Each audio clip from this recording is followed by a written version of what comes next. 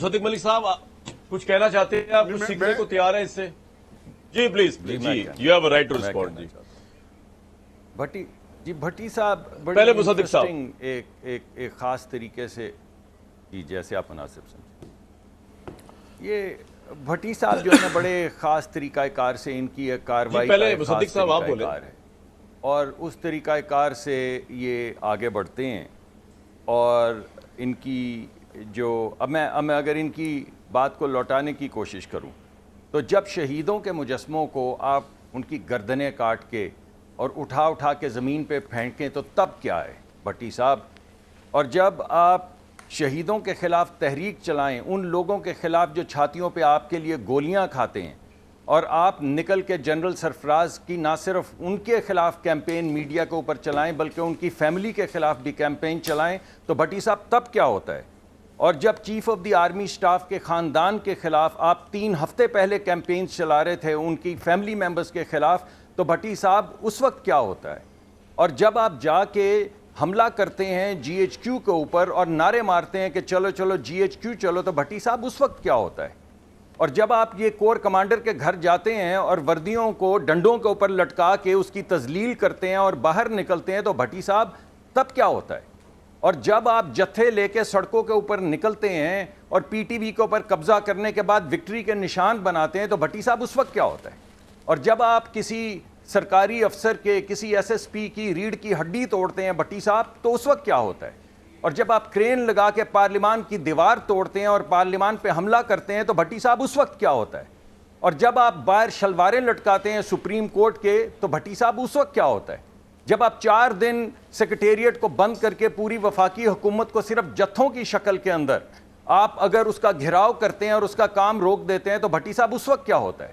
اور جب آپ لوگوں کی گاڑیاں روک کے اس کے اندر ہیروئن ڈالتے ہیں اور ان کو موت کی کال کوٹری میں ڈالتے ہیں تو اس وقت تو انسانی حقوق کی کوئی پامالی نہیں ہوتی بھٹی صاحب. اس وقت تو چور پکڑے ہوتے ہیں، ہیروئن فروش پکڑے ہوتے ہیں آپ نے، اس وقت کون سی پامالی ہوتی ہے؟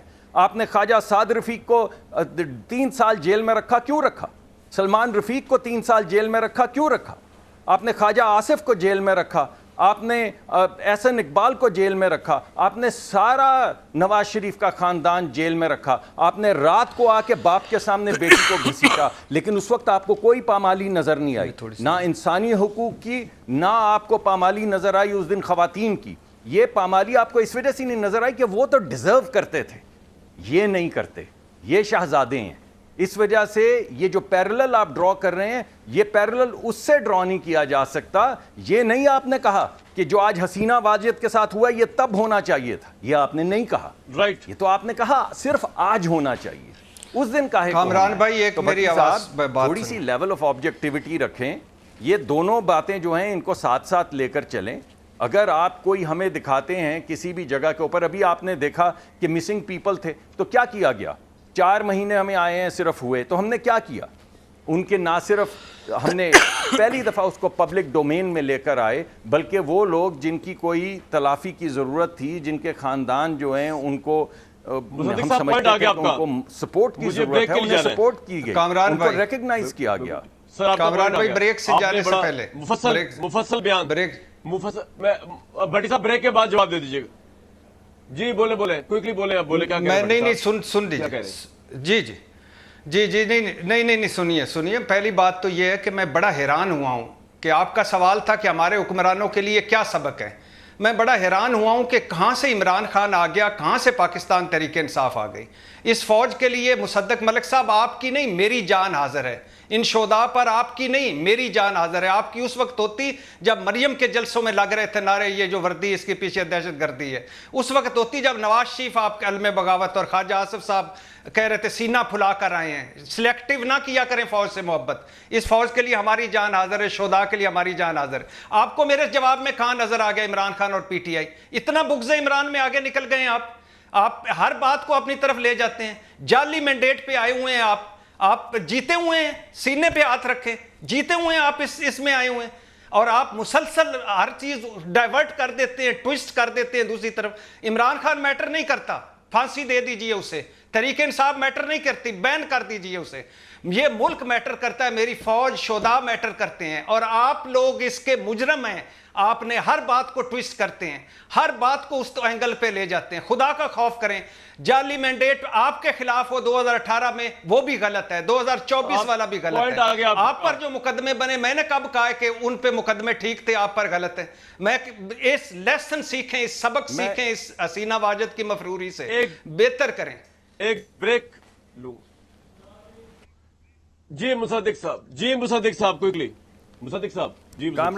कामरान साहब, मैं 5 साल इरशाद भट्टी साहब के साथ प्रोग्राम कर रहा हूं। इन्होंने हर वक्त में, इन्होंने 2000 जब 18 का इलेक्शन हुए तो ये महीनों उसका दिफा करते रहे हैं। ना इनको उस वक्त नजर आया कि रात के वक्त बैठ रहा है वो पूरा इलेक्शन का सिस्टम, बिल्कुल नहीं नजर आया। उस वक्त तो इनको नजर आ रहा था कि ये एक इनकलाब आ रहा है। जिस वक्त हमारे वहाँ पे सड़कों के ऊपर मारे जा रहे थे, वो लोगों को डंडे मार रहे थे सिपाहियों को, उस दिन भट्टी साहब नहीं बोले। उस वक्त तो भट्टी साहब अकीदत में थे। तो भट्टी साहब, मैं भी आपको यही कह रहा हूं कि अगर आप मुझे कह रहे हैं कि वन साइडेड ना करें, तो आप भी अपने पुराने सारे क्लिप निकाल के देखें, तो आपको नजर आ जाएगा कि आप क्या क्या कहते रहे हैं और किस किस को कहते रहे हैं। इस वजह से आज आप ये ऑब्जेक्टिविटी जो है ये मत दिखाएं। मुझे ब्रेक पे जाना है, ब्रेक। ठीक है सर, पॉइंट ऑब्जेक्टिविटी की बात आ गई। ओके, पॉइंट आ गया सर, बिल्कुल मुसद्दिक साहब का पॉइंट आ गया। अब मैं एक ब्रेक के बाद DGISPR ने आज क्लियर कर दिया कि इमरान खान साहब जो डील की ऑफरें कर रहे हैं उस पर उनका मौकफ क्या है। और हफीजुल्लाह न्याई साहब के लिए सवाल ही छोड़ जा रहा हूं कि न्याई साहब तो कह रहे थे कि इमरान खान डील कभी करेंगे ही नहीं। इमरान खान तो हर जगह ये कह रहे हैं कि अब मैं मुज़ाकरात के लिए भी तैयार हूं, अब मैं फौज को अच्छा भी समझता हूं। वो तो ये भी कह रहे हैं कि कोई अहमक होगा, ये तो मैं भी कहता आ रहा हूं 1.5 साल से, क्योंकि अहमक ही होगा जो फौज से लड़ेगा इस मुल्क में। और इमरान खान ने राइटर्स को इंटरव्यू देके क्योंकि अहमक ही होगा जो फौज से लड़ाई करेगा। तो ये इमरान खान के उसमें इतना बदलाव किस तरह का, न्याई साहब इसका जवाब दे सकते हैं। न्याई साहब पहले तो ये कह रहे थे कि वो तो डील करेगा ही नहीं इमरान, अब तो वो डील के लिए बादी नजर में तैयार नजर आ रहे, फौज नजर नहीं आ रही तैयार डील, किसी डील के लिए इमरान साहब के साथ, अनलेस के माफी मांगी जाए 9 मई में।